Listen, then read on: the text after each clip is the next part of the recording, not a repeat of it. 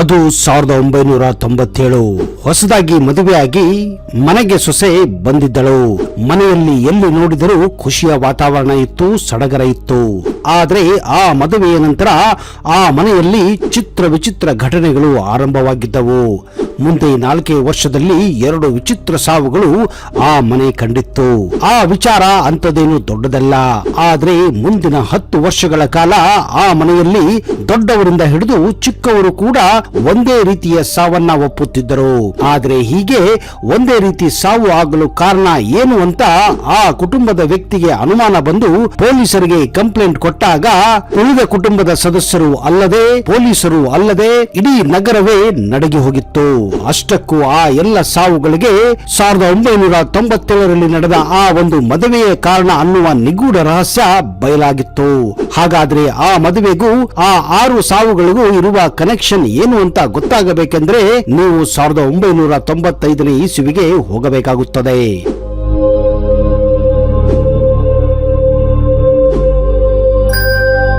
ಕೆಲವರಿಗೆ ಜೀವನದಲ್ಲಿ ಬಹುಬೇಗ ಶ್ರೀಮಂತರಾಗಬೇಕು, ಹಣವಂತರಾಗಬೇಕು ಅನ್ನುವ ಆಸೆ ಇರುತ್ತದೆ. ಅಂತವರ ಪಾಲಿಗೆ ಸೇರಿದವಳೇ ಕೇರಳದ ಜಾಲಿ ಜೋಸೆಫ್. ಜಾಲಿ ಜೋಸೆಫ್ ಬಡ ಕುಟುಂಬದಲ್ಲಿ ಜನಿಸಿದವಳು. ತನ್ನ ಕುಟುಂಬದ ಪರಿಸ್ಥಿತಿ ಹಾಗೂ ತನ್ನ ಪರಿಸ್ಥಿತಿಯನ್ನು ಕೊಂಡು ಯಾವಾಗಲೂ ಮರಗುತ್ತಿದ್ದಳು.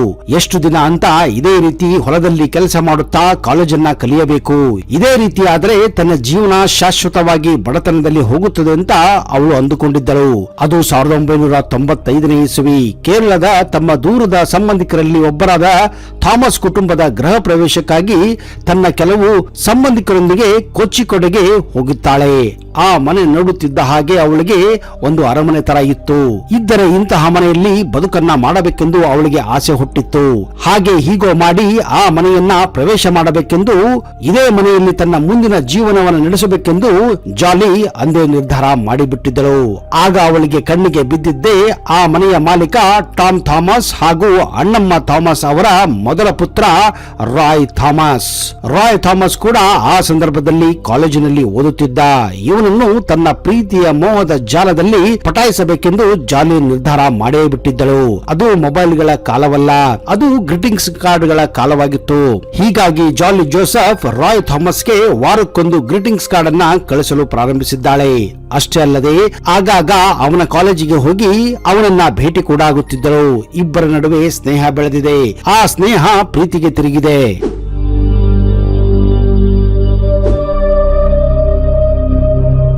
ಮುಂದೆ ರಾಯ್ ಥಾಮಸ್ ಅವಳ ಪ್ರೀತಿಯಲ್ಲಿ ಹುಚ್ಚು ಆಗುವ ಹಾಗೆ ಅವಳು ಅವನನ್ನ ಪ್ರೀತಿಸಿದ್ದಾಳೆ. ಕೊನೆಗೆ ರಾಯ್ ಥಾಮಸ್ ತಮ್ಮ ಮನೆಯಲ್ಲಿ ತಂದೆ ತಾಯಿಗಳಿಗೆ ಅವನ ಹಾಗೂ ಜಾಲಿ ಜೋಸೆಫಳ ಪ್ರೇಮದ ಬಗ್ಗೆ ಪ್ರಸ್ತಾಪ ಮಾಡಿದ್ದಾನೆ.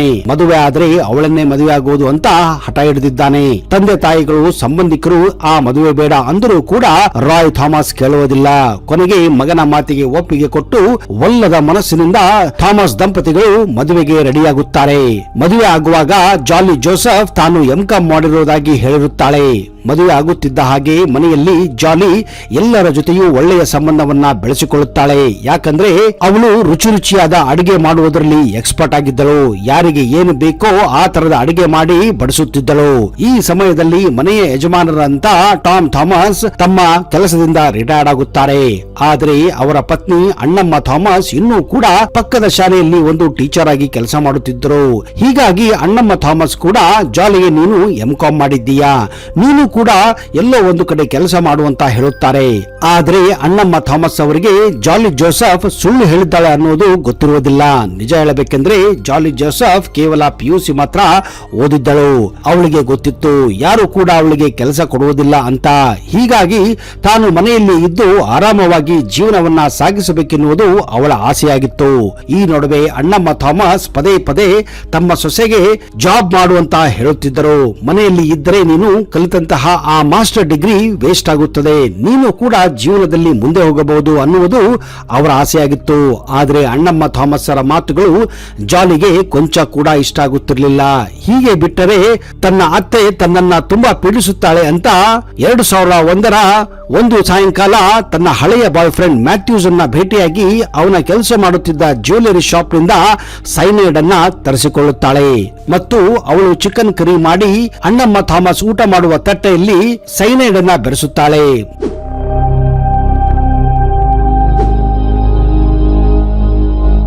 ಮುಂದೆ ಒಂದೇ ಗಂಟೆಯಲ್ಲಿ ಮಲಗಿದ್ದಾಗ ಅಣ್ಣಮ್ಮ ಥಾಮಸ್ ಹೃದಯಾಘಾತವಾಗುತ್ತದೆ. ಆಸ್ಪತ್ರೆಗೆ ತೆಗೆದುಕೊಂಡು ಹೋಗುವಷ್ಟರಲ್ಲಿ ಅಣ್ಣಮ್ಮ ಥಾಮಸ್ ಸಾವನ್ನಪ್ಪಿದ್ದರು. ಆದರೆ ಯಾರಿಗೂ ಕೂಡ ಇದು ಒಂದು ಮರ್ಡರ್ ಅಂತ ಅನಿಸುವುದಿಲ್ಲ, ಸಾಮಾನ್ಯ ಸಾವು ಅಂತ ಸುಮ್ಮನಾಗುತ್ತಾರೆ. ಮುಂದೆ 2008ರಲ್ಲಿ ಅಣ್ಣಮ್ಮ ಥಾಮಸ್ ಸತ್ತು 7 ವರ್ಷ ಆಗಿತ್ತು. ರಾಯ್ ಥಾಮಸ್ ಬಿಸಿನೆಸ್ ಮಾಡಿಕೊಂಡು ಯಾವಾಗಲೂ ಟೆನ್ಷನ್ ನಲ್ಲಿ ಇರುತ್ತಿದ್ದ. ಹೀಗಾಗಿ ಹೆಚ್ಚಾಗಿ ಬೇರೆ ಬೇರೆ ಊರಿಗೆ ಓಡಾಡುತ್ತಿದ್ದ. ಈ ನಡುವೆ ಜಾಲಿ ಜೋಸೆಫ್ ಬಾಯ್ ಫ್ರೆಂಡ್ ಮ್ಯಾಥ್ಯೂಸ್ ಆಗಾಗ ಜಾಲಿಗೆ ಭೇಟಿಯಾಗಲು ಮನೆಗೆ ಬರುತ್ತಿದ್ದ. ಇದನ್ನು ಗಮನಿಸಿದಂತಹ ಜಾಲಿ ಜೋಸೆಫ್ ಮಾವ ಟಾಮ್ ಥಾಮಸ್ ಅದು ಯಾರು ಅಂತ 2-3 ಬಾರಿ ಕೇಳಿದ್ದಾರೆ. ಅವರಿಗೆ ಅನುಮಾನ ಕೂಡ ಬಂದಿದೆ. ಇದನ್ನ ಅರಿತಂತಹ ಜಾಲಿ ಮ್ಯಾಥ್ಯೂಸ್ ಕಡೆಯಿಂದ ಮತ್ತೆ ಸೈನೈಡ್ ಅನ್ನ ತರಿಸಿಕೊಂಡಿದ್ದಾಳೆ. ತನ್ನ ಅತ್ತೆಯನ್ನು ಖತಮ್ ಮಾಡಿದ ಹಾಗೆ ತನ್ನ ಮಾವನನ್ನ ಕೂಡ ಊಟದಲ್ಲಿ ತಿನ್ನುವಂತಹ ಕರಿಯಲ್ಲಿ ಸೈನೈಡ್ ಅನ್ನ ಬೆರೆಸಿದ್ದಾಳೆ. ಟಾಮ್ ಥಾಮಸ್ ಊಟ ಮಾಡಿದ ಅರ್ಧ ಗಂಟೆಯಲ್ಲಿಯೇ ಹೃದಯಾಘಾತದಿಂದ ಸಾವನ್ನಪ್ಪಿದ್ದಾರೆ.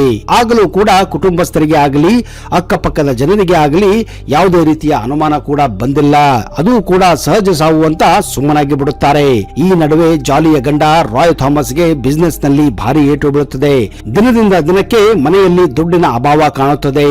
ಆಗ ಜಾಲಿಗೆ ರಾಯ್ ಥಾಮಸ್ ಕಸಿನ್ ಬ್ರದರ್ ಅಂದ್ರೆ ದೊಡ್ಡಪ್ಪನ ಮಗ ಸಾಜು ಮೇಲೆ ಕಣ್ಣು ಬಿದ್ದಿದೆ. ಯಾಕಂದ್ರೆ ಸಾಜು ಆಗ ಒಬ್ಬ ಆಗರ್ಭ ಶ್ರೀಮಂತ. ಹೀಗಾಗಿ ಅವಳು ತನ್ನ ಪತಿಯನ್ನೇ ಮುಗಿಸಲು ಮುಂದಾಗುತ್ತಾಳೆ.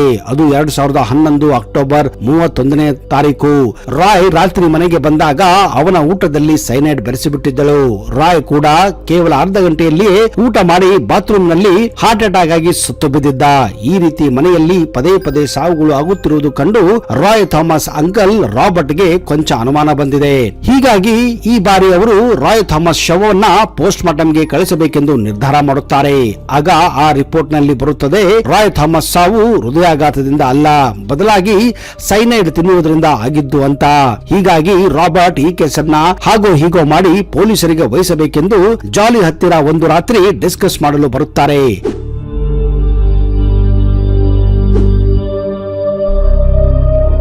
ಒಂದು ವೇಳೆ ಈ ಕೇಸು ಪೊಲೀಸರಿಗೆ ಹೋದ್ರೆ ತನ್ನ ಬಂಡವಾಳ ಗೊತ್ತಾಗುತ್ತೆ ಅಂತ ಅಂದು ರಾತ್ರಿ ಮನೆಗೆ ಬಂದಿದ್ದ ರಾಬರ್ಟ್ ಅಂಕಲ್ ಚಹಾದಲ್ಲಿ ಕೂಡ ಸೈನೈಡ್ ಅನ್ನ ಬೆರೆಸಿ ಅವರು ಕುಡಿದಾಗ ಅವರು ಕೂಡ ಸತ್ತು ಹೋಗುತ್ತಾರೆ.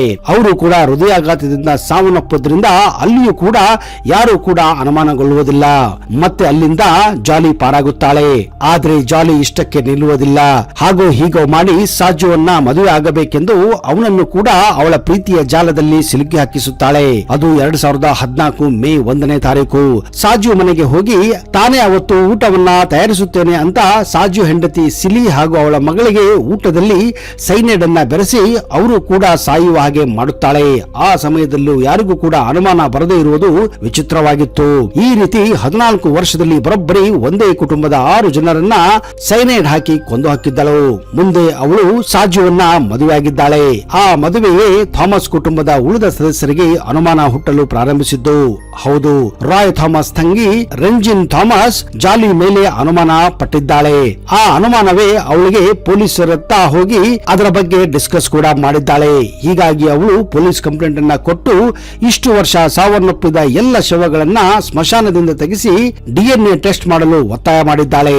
ಆಮೇಲೆ ಆ 6 ಶವಗಳನ್ನ ಟೆಸ್ಟ್ ಮಾಡಿದಾಗ ಗೊತ್ತಾಗಿದ್ದು ಎಲ್ಲರ ಸಾವು ಸಹಜವಾಗಿರಲಿಲ್ಲ, ಬದಲಾಗಿ ಆ ಎಲ್ಲರ ಸಾವು ಸೈನೈಡ್ ನಿಂದಲೇ ಆಗಿತ್ತು.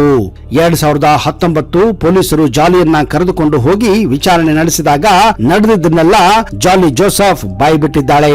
ಆಮೇಲೆ ಕೋರ್ಟ್ ನಲ್ಲಿಯೂ ಈ ಕೇಸ್ ಪ್ರೂವ್ ಆಗಿತ್ತು. ಹೀಗಾಗಿ ಅವಳಿಗೆ ಆಮೇಲೆ ಜೀವಾವಧಿ ಶಿಕ್ಷೆ ಕೂಡ ಆಗಿತ್ತು.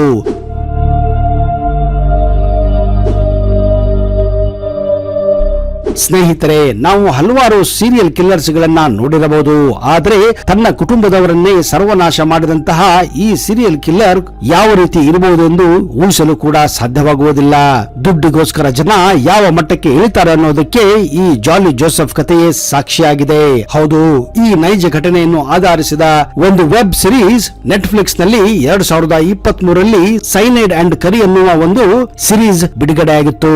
ಒಂದು ವೇಳೆ ನಿಮಗೆ ಈ ವಿಡಿಯೋ ಇಷ್ಟ ಆದಲ್ಲಿ ನೆಟ್ಫ್ಲಿಕ್ಸ್ ನಲ್ಲಿ ಸೈನೈಡ್ ಅಂಡ್ ಕರಿ ಎನ್ನುವ ಆ ಒಂದು ವೆಬ್ ಸಿರೀಸ್ ಅನ್ನ ತಪ್ಪದೆ ವೀಕ್ಷಿಸಿ.